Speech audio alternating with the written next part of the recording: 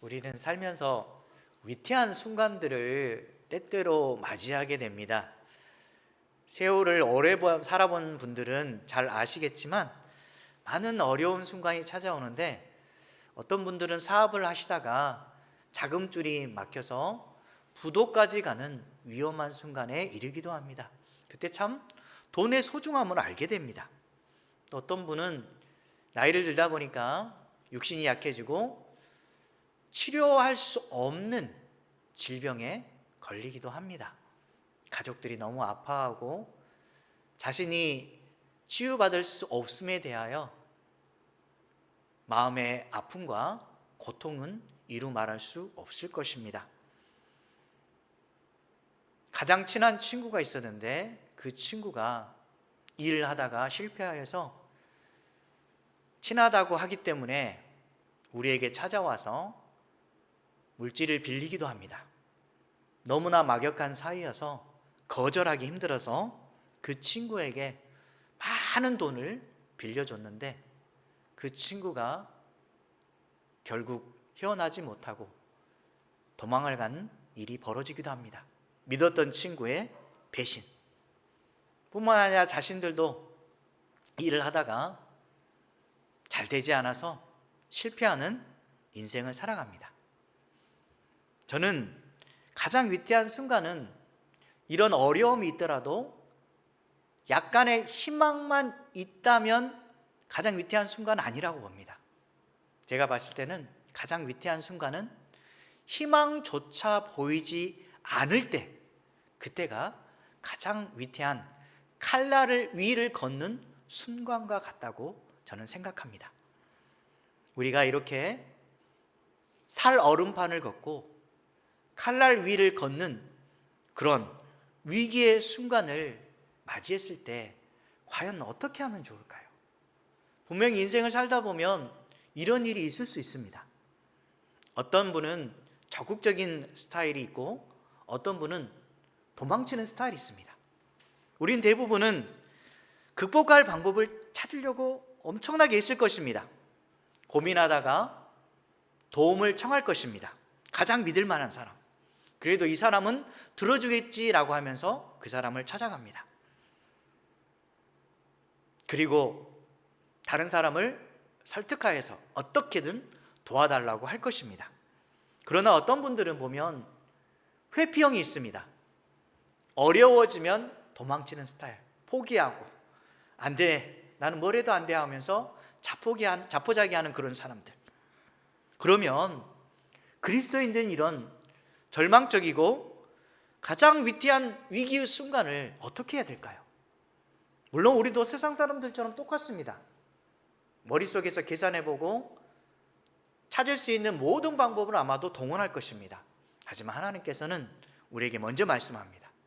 나에게 찾아오라. 내 앞에 엎드리라고 말씀합니다.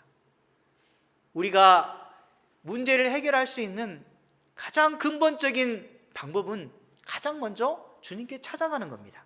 그리고 주님 앞에 무릎을 꿇고 도저히 저의 힘으로는 할 수가 없습니다. 하나님, 저를 도와주시고 이 사태를 수습할 수 있도록, 이 어려움과 난관을 이겨낼 수 있도록 하나님 도와주시기 원합니다라고 하나님께 간절히 구할 때 주님의 역사가 이루어질 수 있는 것입니다.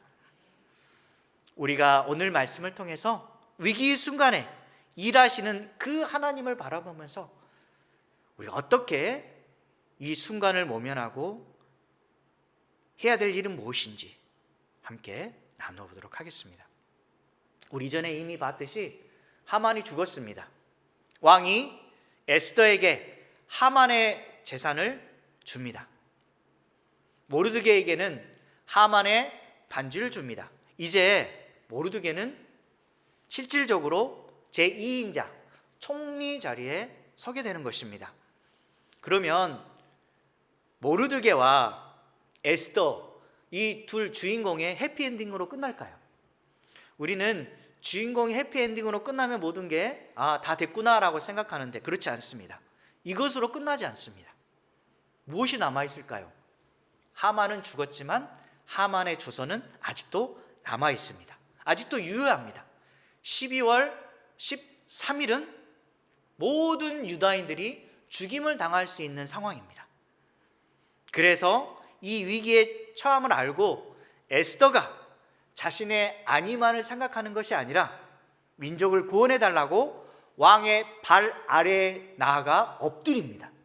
참 왕후가 이렇게까지 할 수 있나라는 생각이 드는데, 그녀는 오직 자신의 민족의 안위를 위해서 자신을 기꺼이 내던지는 사람이었습니다.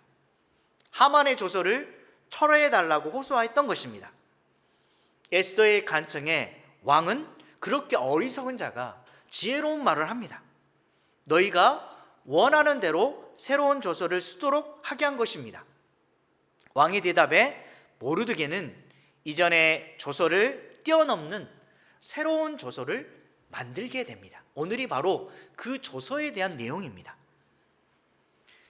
유다인 구원을 위한 모르드게 조서의 내용과 반포가 잘 나와 있는데, 이전에 하만의 조서 내용은 무엇이었을까요? 우리 잠깐 기억을 되새겨 보면 12월 13일에 모든 유다인을 죽이고 재산을 다 빼앗는 것이었습니다. 에스더 3장 13절 말씀 함께 읽겠습니다. 이에 그 조서를 역졸에게 맡겨 왕의 각 지방에 보내니 12째 달 곧 아달월 13일 하루 동안에 모든 유다인을 젊은이, 늙은이, 어린이, 여인들을 막론하고 죽이고 도륙하고 진멸하고 또 그 재산을 탈취하라 하였고, 지금 모두를 진멸하고 어린애부터 시작해서 어른들 모두까지 다 죽이고 그 다음에 재산까지 다 탈취하라는 명령이었습니다. 이 메대와 바사의 법은 여러분도 이미 들었듯이 왕의 반지로 인친 조서는 왕이라도 철회할 수가 없습니다. 모르드게와 에스더가 지혜를 발휘하여서 이제 새로운 조서를 작성하게 됩니다. 이전에 얘기했듯이 신법 우선의 원칙, 이전에 만들어진 법과 지금 새로 만들어진 법이 충돌한다면 새로운 법이 더 우선순위에 있다는 사실을 우리가 알고 있습니다. 이것은 결국 다른 사람에게서 지혜가 나온 것이 아니라 어찌 보면 악한 왕의 머리에서 나온 지혜입니다. 하나님은 이렇게 첫 번째로 위기의 순간, 너무너무 힘겨운 순간에 사람을 통해서 역사하기도 한다는 사실. 이 사람은 우리가 원하는 도움을 주는 사람뿐만 아니라 생각하지 못했던 우리에게 반대하는 사람조차도 하나님께서 사용하여 주셔서 하나님의 역사를 이루어 가십니다. 여러분들이 어떤 일을 진행할 때 그 계획 가운데 어떻게 진행되는가 한번 살펴보시기 바랍니다. 많은 일 가운데 생각지도 못했던 일들이 때로는 발생합니다. 아무런 도움도 받을 거라고 생각하지 않았는데 갑자기 어떤 생각지도 못한 사람이 도움을 주기도 합니다. 그리고 나를 대적했던 한 사람이 갑자기 내 편에 서서 나를 도와주기도 합니다. 하나님의 역사는 우리가 생각지도 못한 그런 일 가운데서 생기기도 합니다.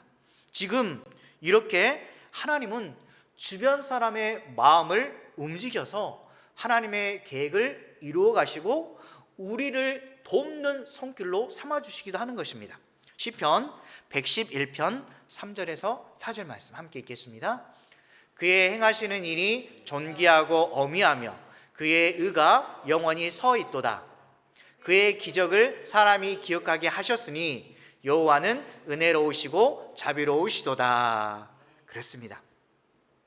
하나님이 행하시는 그 손길은 우리가 결코 보지 못할 때가 너무나 많이 있습니다. 하지만 그 하나님은 은혜로우시고 자비로우신 하나님이십니다.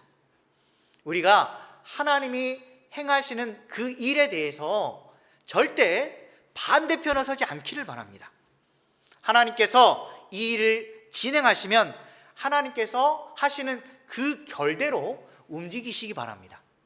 제가 탁구를 좋아하는데 탁구를 잘 치려면 결대로 밀어야 됩니다. 근데 이상하게 힘을 꽉 쥐고 치면 날아가 버리거나 드라이브가 잘못 빠져나가기도 합니다. 야구도 마찬가지입니다. 공이 빠를 때 결대로 밀어치면 희한하게 큰 탄력에 의해서 멀리 나가기도 합니다.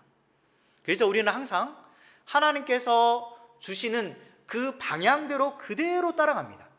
만약에 우리가 하나님께서 순풍을 불었는데 역풍을 따라간다면 우리는 아마도 힘겨운 삶을 살게 될 것입니다. 항상 하나님께서 나에게 준 순풍이 있다면 그 순풍을 따라 순리대로 따라가시기 바랍니다.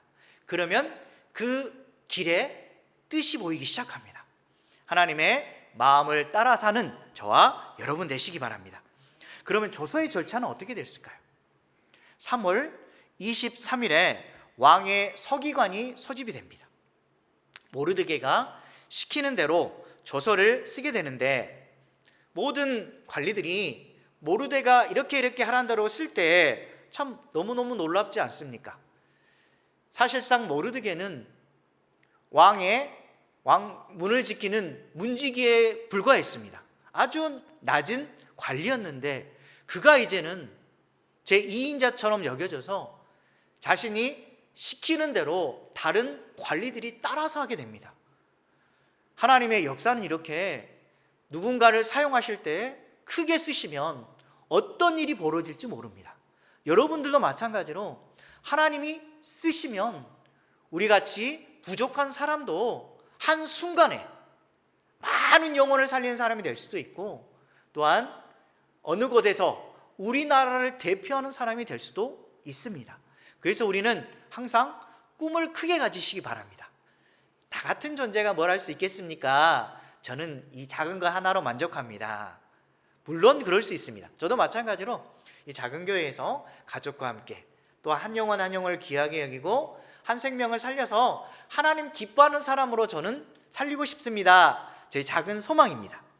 하지만 때로는 하나님께서 갑작스럽게 쓰실 때가 있습니다. 그러면 우리는 준비된 상태로 하나님 저를 그렇게 사용하신다면 저도 마찬가지로 하나님의 큰 쓰임에 사용될 수 있는 그런 도구가 될 수 있도록 준비된 자의 삶을 살겠습니다라고 다짐하고 하나님을 위해서 애쓰는 자리에 서시기 바랍니다. 하나님은 어느 한순간에 나를 사용할 수 있는 것입니다. 여기도 마찬가지로 지금 모르드게를 통해서 이스라엘 백성들 모두가 생명이 살려지는 역사가 나타나는 것입니다. 오늘 11절에 보면 조서의 내용이 잘 나와 있습니다. 보면 스스로 생명을 보호하여 각 지방의 백성 중 세력을 가지고 그들을 치려하는 자들과 그들의 처자를 죽이고 도륙하고 진멸하고 그 재산을 탈취하게 하되라고 11절에 보면 잘 나와 있습니다. 이 내용을 자세히 들여다보면 유대인들이 서로 이제는 결집하여서 악한 반대의 세력과 싸울 수 있는 이제 힘이 생깁니다. 원래는 처음에는 하만의 조서에는 결코 반격할 수 없었습니다. 하지만 새로운 이 조서에는 악한 대적자들에게 싸움을 하여서 승리할 수 있는 여건을 가르쳐주고 있는 것입니다. 이전에는 무방비 상태로 죽임을 당할 수 있었는데 이제는 자신들이 직접 나서서 자신을 대적하는 모든 세력을 쳐서 죽일 수 있는 그런 권리를 얻게 되는 것입니다. 얼마나 그들은 당당하고 너무나 좋았을까요? 이 조서를 읽는 순간 얼마나 힘이 났을까요? 이제는 죽었다라고 했었는데 새로운 조서가 나오는 순간 그들에게는 희망의 길이 보여지는 것입니다. 지금 이 조서를 가지고 준말을 타고 이 준말은 왕이 아끼는 말입니다. 왕이 사용하는 이 귀한 말을 타고 멀리 있는 데까지 가게 됩니다. 그래서 이 소식을 알리도록 하는데 사실상 모르드게의 배려가 잘 나와 있습니다. 지금 두려움에 떨고 있는 유다인에게 속히 알려줌으로 인해서 자신이 또한 이스라엘 백성들이 이제는 구원받는다는 사실을 빨리 알려줌으로 배려와 세심함을 그대로 나타내 보이고 있는 것입니다. 여러분도 마찬가지로 중요한 일이 있다면 다른 사람에게 직접 속히 알려주는 역할을 하시기 바랍니다. 에이, 그냥 다른 사람을 통해서 알려주면 되죠, 뭐 천천히 하면 되죠 하는데, 때로는 1분 1초가 누군가에게는 어마어마한 고통의 시간이 될 수 있습니다. 혹시나 여러분이 돕고 싶은 마음이 있다면 속히 여러분이 결정하고 그 사람을 도울 수 있는 일에 속히 진행하시기 바랍니다. 한 생명을 살리는 일이라면 내가 책임지겠다라는 심정으로 했을 때 그 일이 순차적으로 빨리빨리 진행될 수가 있습니다. 왜냐하면 하나님께서 주시는 그 순풍이 힘을 얻어서 계속해서 잘 진행될 수 있도록 힘을 얻게 되는 것입니다. 여러분이 그런 역할을 했으면 참 좋겠습니다.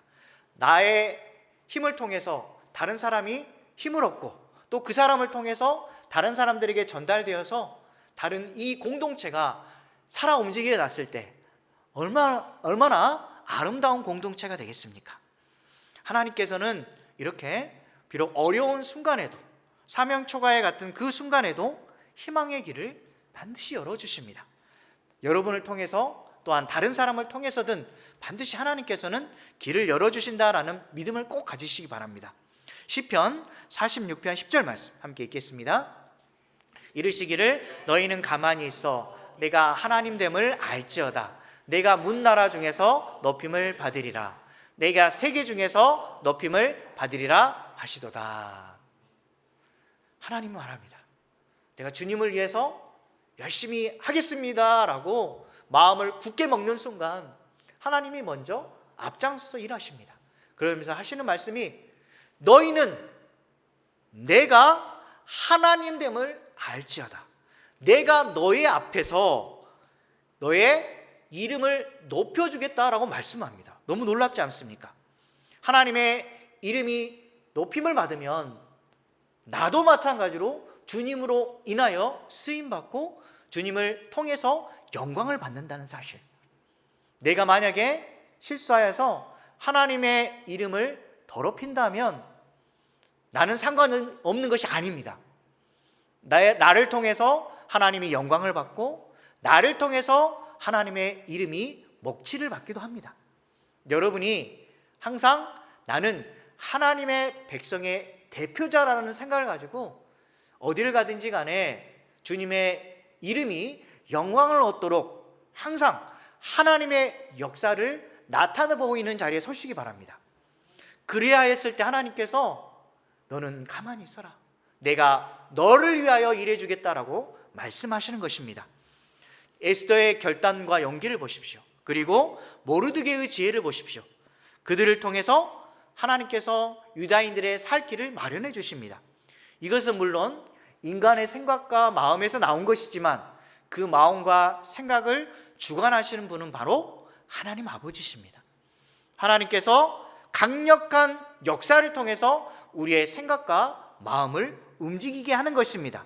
그리고 대적들은 두려워 떨도록 공포를 일으키기도 하시는 것입니다. 하나님의 그 일하심을 바라보시고 주님을 위해서 오늘도 기뻐하며 즐거워하며 감사하시기 바랍니다. 이사야 43장 2절 말씀 함께 읽겠습니다. 내가 물 가운데로 지날 때에 내가 너와 함께 할 것이라. 강을 건널 때에 물이 너를 침몰하지 못할 것이며 내가 불 가운데로 지날 때에 타지도 아니할 것이요 불꽃이 너를 사르지도 못하리니. 얼마나 귀한 말씀입니까? 내가 물속에 빠지더라도 하나님이 나를 건져주시고 어떤 물도 나를 건드리지 못할 것이고 불 가운데 내가 혹시 불에 타는 그런 상황에 있을지라도 너가 이 불 가운데서도 구원을 받게 될 것이다. 불꽃이 너를 사르지도 못하게 될 것이다 라고 말씀합니다.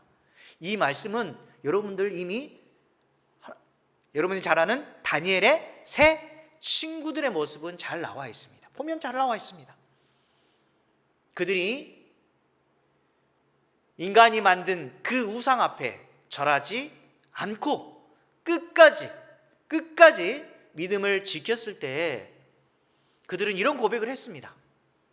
설령 하나님이 이 불꽃 가운데 있지 아니할지라도, 설령 우리를 하나님께서 구원하지 아니하실지라도 나는 하나님을 배신할 수 없습니다. 얼마나 위대한 고백입니까? 그러자 하나님께서 어떤 일을 하셨습니까? 하나님의 천사를 보내셔서 다니엘의 세 친구들을 불꽃 가운데 보호해 주셨습니다. 하나님을 의지하고 믿는 사람에게 세상에 나가서 여러 가지 일을 경험하게 하십니다. 때로는 쓰라린 고통과 아픔을 느끼게 하시고 위험한 순간까지 가게 하시는데, 그런데 놀라운 것은 하나님께서는 그 위태로운 그 순간에 하나님을 의지할 때 우리를 불꽃 같은 눈동자로 보시고 우리를 보호해 준다는 사실입니다. 그게 믿음입니다. 두려워하지 마시고, 혹시나 하나님의 도우심이 없는 것 같고 수렁에 빠져서 어느 누구도 도와줄 것 같지 않은 그런 상태에 있을지라도 하나님의 구원하심을 믿고 주님을 끝까지 따르시기 바랍니다. 두려울 때 기도하고 말씀에 기초하여서 발걸음을 떼고 용기 내어 전진하는 저와 여러분 되시기 바랍니다. 왜 그렇습니까? 하나님은 우리의 만군의 여호와가 되십니다. 시편 46편 11절 말씀 함께 읽겠습니다.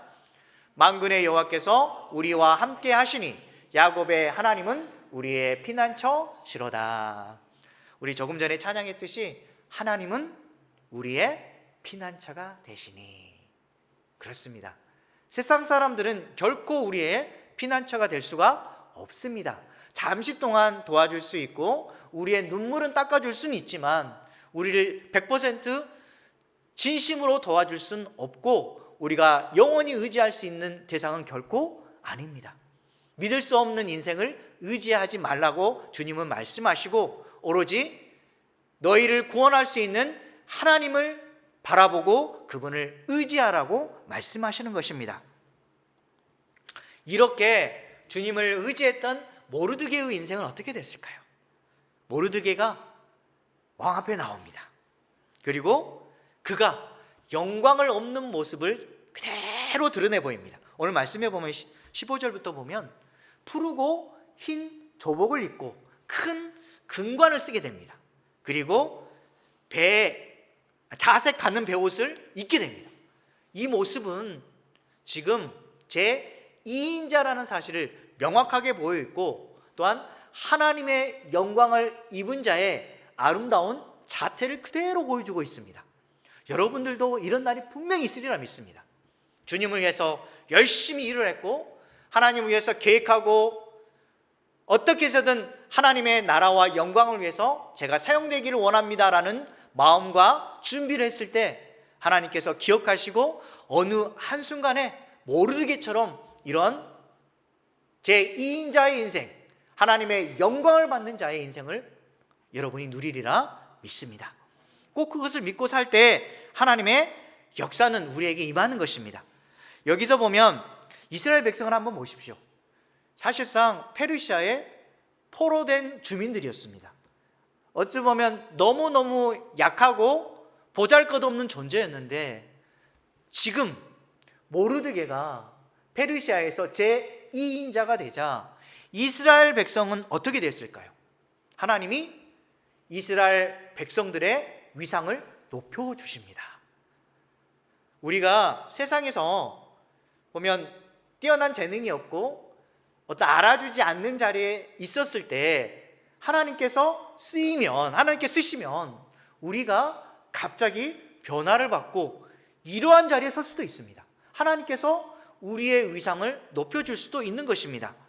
시편 121편 7절 말씀, 여호와 하나님, 그 하나님은 우리를 지켜주십니다. 함께 읽겠습니다.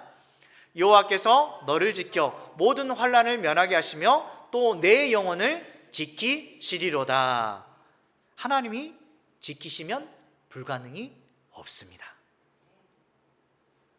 모르드게와 에스더의 지위가 어떻게 됐습니까?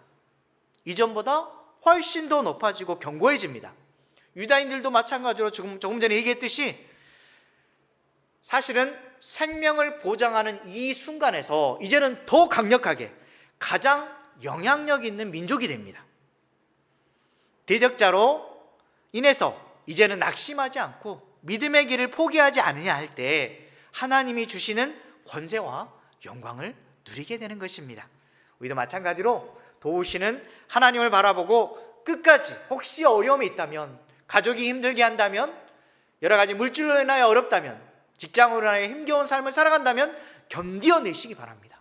그 견딤 후에는 우리를 잘 다듬어서 하나님의 아름다운 열매를 맺을 수 있도록 귀한 우리의 상급을 주시리라 믿습니다. 고린도후서 4장 17절 말씀 함께 읽겠습니다. 우리가 잠시 받는 환난에 경한 것이 지극히 크고 영원한 영광에 중한 것을 우리에게 이루게 함이니. 우리의 환난은 잠시입니다. 잠시. 하지만 영광은 영원한 것입니다. 우리가 살아봤자 100년입니다. 100년의 영광보다 하나님 나라에 가서 영원한 기쁨을 누리며 주님과 함께하는 그 삶이 가장 기쁘고 즐겁고 행복한 인생입니다. 그래서 우리가 보장받는 이 인생 앞에 우리는 세상의 나머지 인생을 의미 있고 하나님의 축복을 받는 그 시간을 보내시기 바랍니다.